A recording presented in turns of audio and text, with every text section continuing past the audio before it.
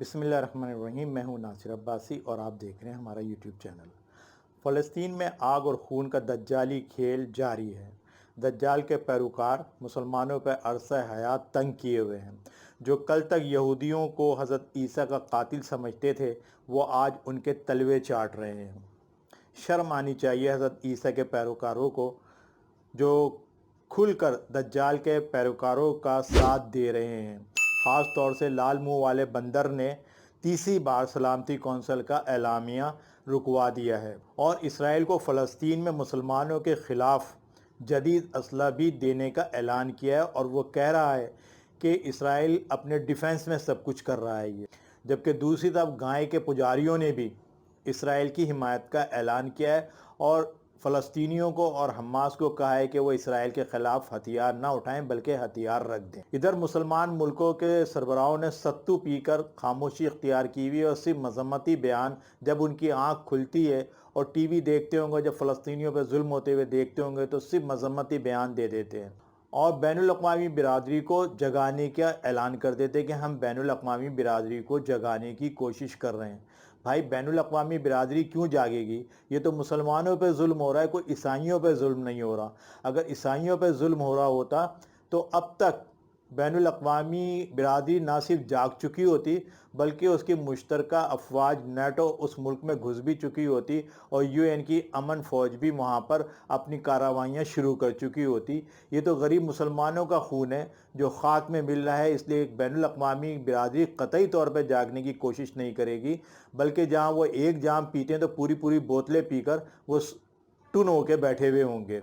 अमरीका की लौंडी OIC ने मजम्मती करारदाद मंजूर कर ली और फ़लस्तीनियों के लिए यही काफ़ी है कि उनके हक़ में OIC ने करारदाद मंजूर कर ली है। मुसलमान के बुज़दिल हुक्मरानों में से ऐसे बहुत से हुक्मरान हैं जो जज्बा ईमानी और जज्बा जिहाद दिल में रखते हैं, मगर वो लंबे लंबे जुब्बों वालों के दबाव में हैं, इसलिए वो खुल के ना कोई बात कह सकते हैं ना खुल के मुसलमानों का साथ दे सकते हैं। ये लंबे लंबे जुब्बे पहनने वाले अमेरिका के ग़ुलाम हैं और मुसलमानों के क़तई हमदर्द नहीं हैं। इनकी सारी तवानाइयाँ अपनी अपनी ऐशो इशरत की दुनिया बचाने के लिए सर्फ होती हैं। मुसलमानों से इनको क्या मतलब?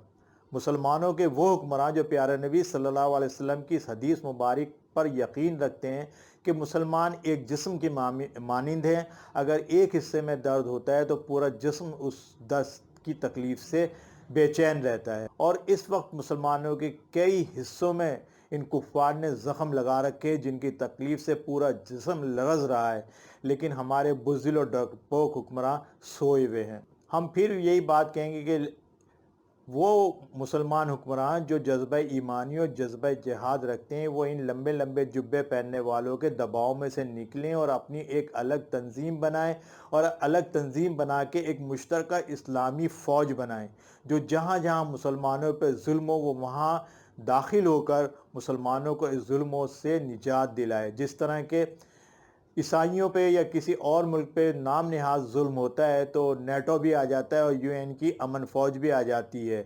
ये बदमाश बने हुए, जैसे अमेरिका अफ़गानिस्तान में आ गया बदमाशी करने के लिए, हालांकि उसका कोई ताल्लुक़ नहीं था, ना कोई इसका सबूत मिला। जैसे ये इराक़ में दाखिल हो गए, जैसे कि ये शाम में दाखिल हो गए, इस तरह मुसलमानों की भी फ़ौज होनी चाहिए जो बेदरे और निडर होकर हर उस जगह में घुसने की सलाहियत रखती हो जहाँ मुसलमानों पर जुल्म हो रहा हो और ये बराबरी की बुनियाद पर हो। अगर कोई एतराज़ करे तो उसको कहा जा सकता है कि आप लोग भी इसी तरह गैर मुल्कों में, मुसलमानों के मुल्कों में घुस जाते हैं और वहाँ तबाही फैलाते हैं। मुसलमानों की जो मुश्तरका फ़ौज हो वो जदीद तरीन असलहे से लैस हो और उसमें काबिल लोगों को शामिल किया जाए। जब तक मुसलमान अपनी मुश्तरका फ़ौज नहीं बनाएंगे उस वक़्त ये कुफ़ार काबू में नहीं आएंगे, इसी तरह मुसलमानों पर जुल्म सितम ढाते रहेंगे। यूनाइटेड नेशन भी जो है वो भी मुसलमानों को काबू करने के लिए बनाई गई थी। मुसलमानों को उससे कोई फ़ायदा नहीं है, वो सिर्फ ईसाइयों के लिए और दीगर मज़ाहिब के लिए काम करती है। मुसलमानों पर जहाँ जुल्म होता है वहाँ UNO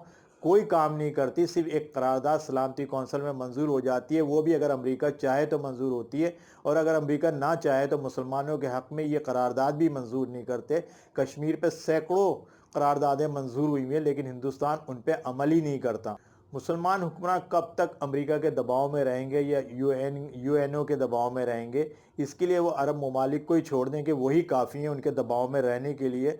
अब उन ममालिक को जो अरब नहीं हैं, अजमी हैं, उनको एक अपनी अलग ओआईसी बनाकर एक मुश्तरका लाएअमल बनाना चाहिए और दुनिया पे बता देना चाहिए कि मुसलमान बुज़दिल नहीं है, डरपोक नहीं है, ना वो किसी दबाव में आते हैं। उनके असलाफ के कारनामे तो ऐसे हैं कि उससे कुफ़ार भी आज भी कांपते हैं और टीपू सुल्तान का और हज़रत उमर रज़ी अल्लाह ताला अन्हु का ज़िक्र कर कर आज भी उनके पेंटें गीली हो जाती हैं। सहाबा इकराम रिज़वानुल्लाह ताला अलैहिम अजमईन, ताबईन और तबा ताबईन के बाद अरबों का किरदार ख़त्म हो गया।